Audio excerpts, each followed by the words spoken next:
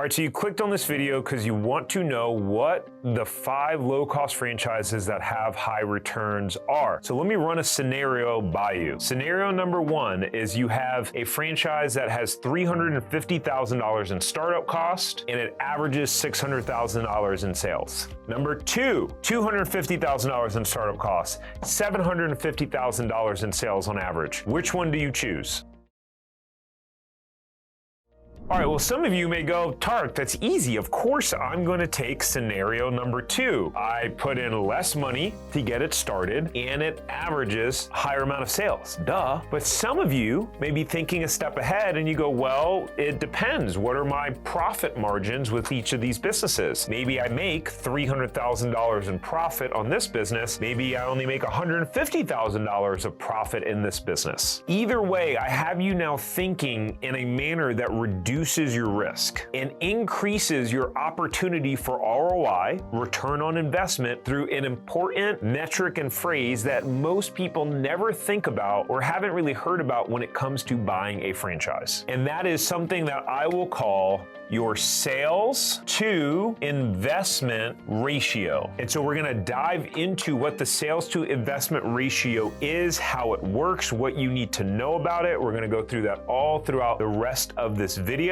And then we're going to dive into the 5 low-cost franchises. But it's important that you understand this concept and how it works before we dive into them. Now, if you're new here, my name is Tariq Johnson, and I bought and owned multiple franchises in California and Florida and used it as a way to get myself free from corporate America. And today I am the CEO and founder of a company called Franchise Empire, where we have helped hundreds of individuals just like you find, vet, and launch proven money-making franchises. All right, so here's the cool part. This video on the 5 low-cost franchises has an accompanying 17-page PDF breakdown that lists the names of the franchise as well as the startup cost, the average sales, and including a breakdown about the businesses. So if you want to get even more specific information about these 5 low-cost franchises, then go ahead and download that accompanying PDF. You go to franchiseempire.com/low cost. We will leave the link down below so it's super easy for you to click and go grab it. Okay, so let's talk more about the sales to investment ratio. So here's typically what I want to see as a sales to investment ratio to determine if a franchise is a good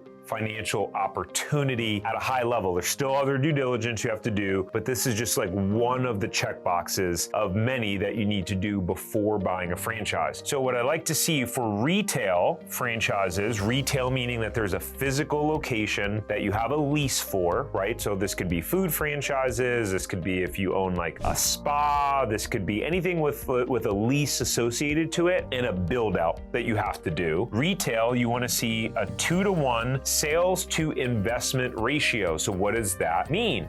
Well, on average, if the franchise cost $400,000 to get open, then what do you think the average sales that I want to see is? 2 times that, right? So $800,000. If you buy a franchise that is a retail-based franchise that has a build-out associated to it, and the average sales are not about 2-to-1, it is nearly impossible for you to be able to make money with that franchise in terms of take home. Once you start calculating, number 1, the profit margins, number 2, your cost of debt, right? What's called your debt service. Because even if a franchise, as an example, let's say it's doing $800K in sales, and let's say it has a 15% profit margin, right? So 15% of 800,000 is 120,000. So $120,000 in profit, right? To get something open for $400,000, let's say you put about the 20% down that you typically will, finance it with an SBA loan, your payment will be approximately $5K a month for your SBA loan. So that's minus $60K from your profit margin,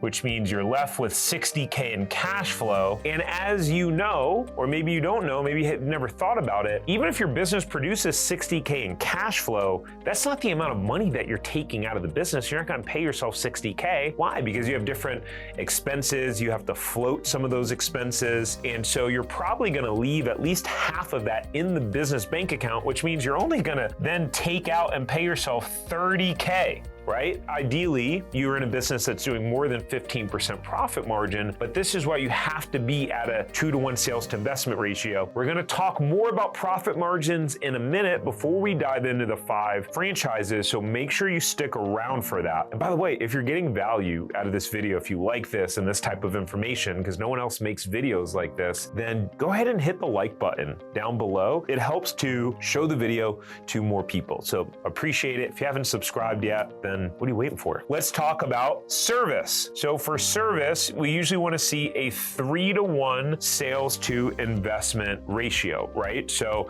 pretty simple there. Just use easy math. If it's 250K in startup, then we want to see average sales of about 750K in sales. So this is not a super hard rule. It does depend on each specific business, and as you learn in talking to other franchisees, as you go through your vetting process with the franchise, you'll be able to kind of dig in and learn a little bit more about the costs and the margins of the business. But this is a general rule to keep in mind just to understand the overall financial opportunity of a franchise. And it's wild to me the amount of people that wind up buying crappy franchises that do not have a proven track record of success, and that the ratios are all off. And then it gives franchising a bad name because you've got these crappy franchise opportunities out there where people aren't making money, and the franchisors continue to bring people in as franchisees when they know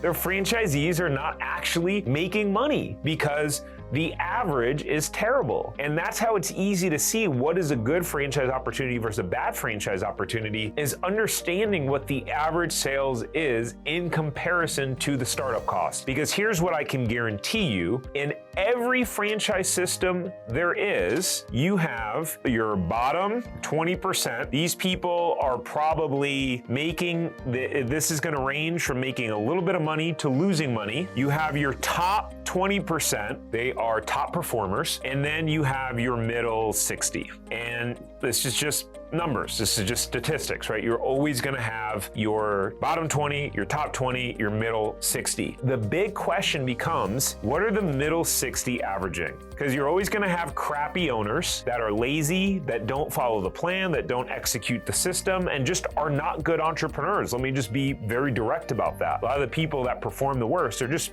not good entrepreneurs. It doesn't matter if you have the playbook, if you're a moron and don't execute the playbook, or don't listen to the franchisor, or you decide that instead of working 8 to 10 hours a day in your business, you're gonna work 3, well, it doesn't matter how great the franchise system is, you won't succeed, right? And so the question really becomes, okay, these middle 60, what does that average look like? And then if the averages check out, that's what you plan for. And if you're able to become a top performer, great, then the numbers and the ratios just get even better for you. But you never go into a franchise opportunity thinking, in order for this to work for me, I have to be one of the top performers. If that's how the numbers wind up playing out, I just don't think that's a smart risk to take. All right, now that you have a bunch of solid franchise opportunities to look at, you're probably thinking, what else do I need to know before buying a franchise? And in this video, I break down the specific things that you need to know and what you should look for before buying a franchise so that you can make sure to reduce your risk and protect your investment and make a really good buying decision. So go ahead and watch that video, and look forward to seeing you on the next one.